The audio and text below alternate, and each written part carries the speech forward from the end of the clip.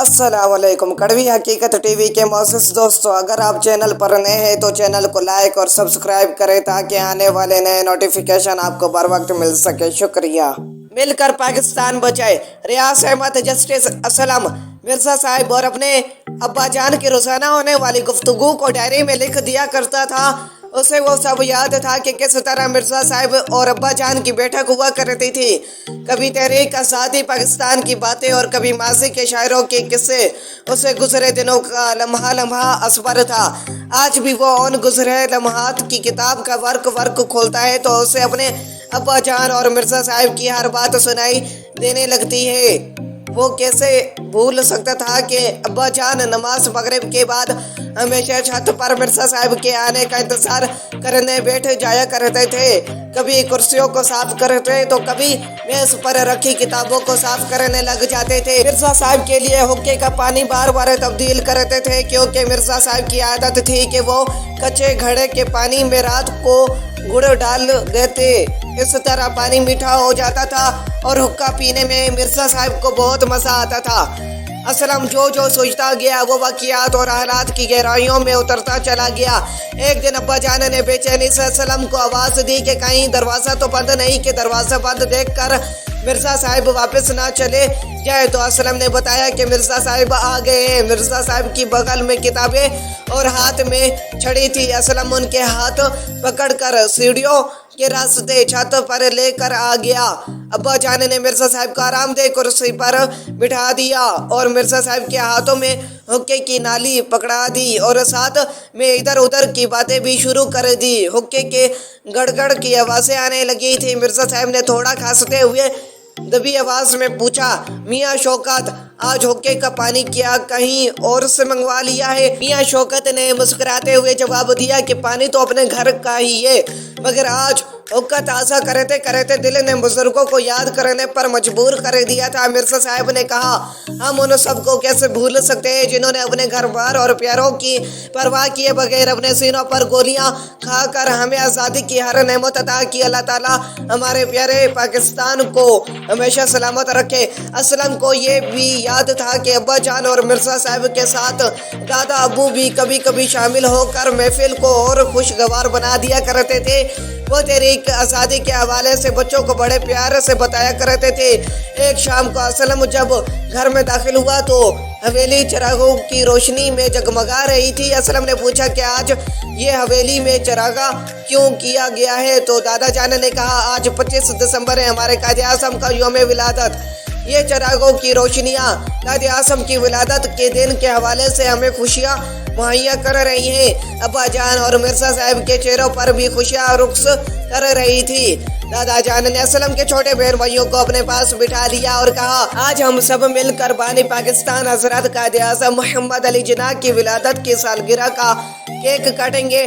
थोड़ी देर बाद बाकी मेहमानों की आमद का सिलसिला भी शुरू हो गया था। हर मेहमान खुश और शादा दिखाई दे रहा था।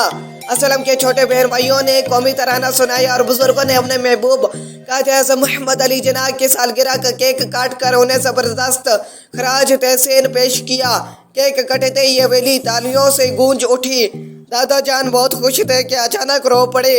तो अब्बा जान ने पूछा, बाबा क्या हुआ? तो उन्होंने जवाब दिया, हम पाकिस्तान में कैद का ज़्यादा अरसा साथ ना देख सके, उनकी जुदाई तड़पा रही है। दादा जान ने सब मेहमानों को कहा कि वो अपनी अपनी जगह बैठ जाए ताकि आराम से वतन अजीज की सलामती और तरक्की के लिए दुआ कर सके। दुआ के बाद असलम के बहन भाइयों ने पूछा, दादा जान कायदे आज़म के कितने बहन भाई थे? तो दादा जान ने बताया, कायदे आज़म का नाम मोहम्मद अली जिन्ना है, उनके दूसरे भाई अहमद अली जिन्ना और तीसरे बच्चों भाई थे और बहनों में रहमत भाई, मरियम भाई, शीरी भाई और फातिमा भाई, जो बाद में फातिमा जिन्ना के नाम से पहचानी जाती थी। कायदे आज़म के वालिद का नाम जिन्ना पूंजा था जो चमड़े का कारोबार करते थे और वालिदा का नाम मुट्ठी भाई था।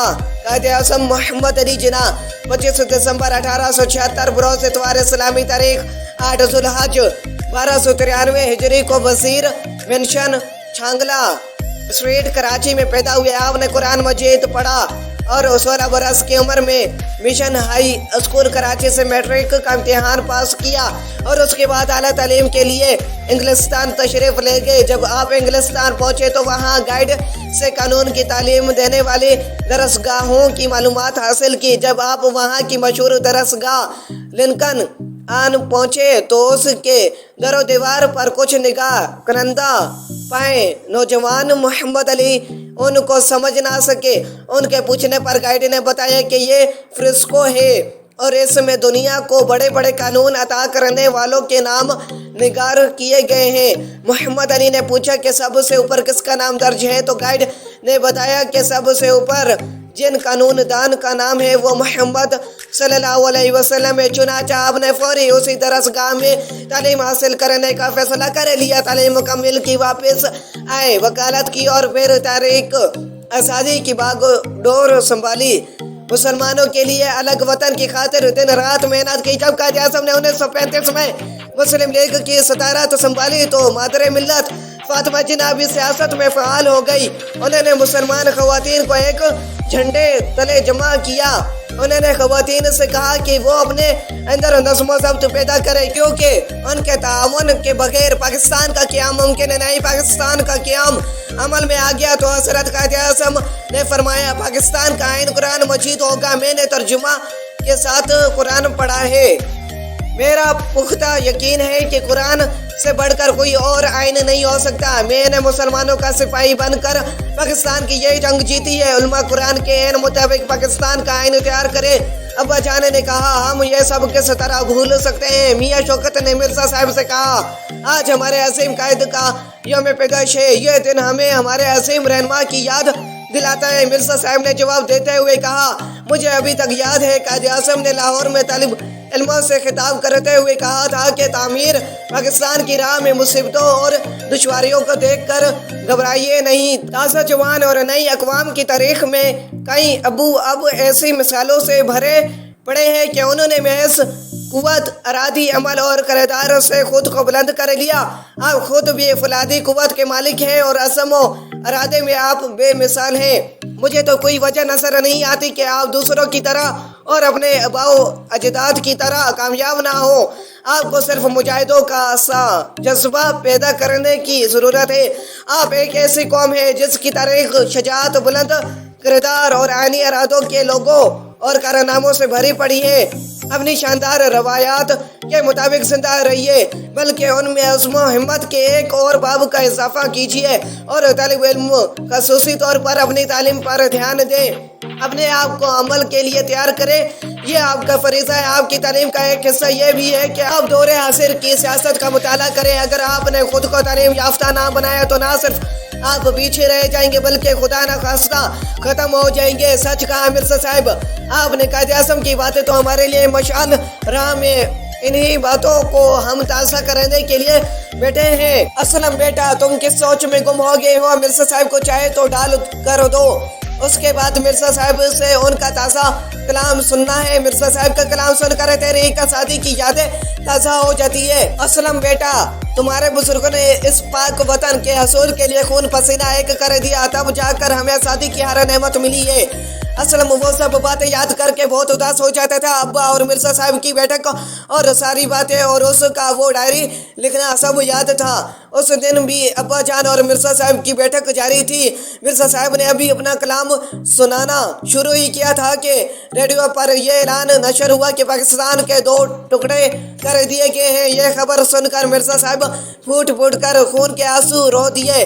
مرزا صاحب نے کہا آج مجھے انگریز پروفیسر کی کہی وہ بات یاد آ گئی ہے جس نے اپنی کتاب میں قائد اعظم کے بارے میں کچھ یوں کہا تھا کہ کچھ رہنما سرحدیں تبدیل کر دیتے ہیں، کچھ قوم کو بیدار کرنے کا فریضہ سر انجام دیتے ہیں۔ یہ کہہ کر مرزا صاحب نے ایک لمبی آہ بھری اور اپنا سر میز پر رکھ دیا اور ہمیشہ کے لیے خاموش ہو گئے۔ میاں شوکت نے کہا کہ ہم قائد اعظم کو کیا منہ دکھائیں گے؟ قائد اعظم کے دیے ہوئے پاکستان کے ہم نے 2 ٹکڑے کر دیے، ہم سے ایک ملک بھی سنبھالا نہ گیا، آگے ملک کیسے چلے گا؟ اسلم نے قائد اعظم کی تصویر کی طرف دیکھ کر کہا، ہم بچے کچے پاکستان کی حفاظت کریں گے، پاکستان کی خدمت کے لیے ہماری زندگی وقف ہے۔ نوجوانوں اٹھو، اقبال کا شاہین بنو اور آگے بڑھو، تب جا کر قائد اعظم کی روح کو سکون ملے گا۔ پاکستان زندہ باد۔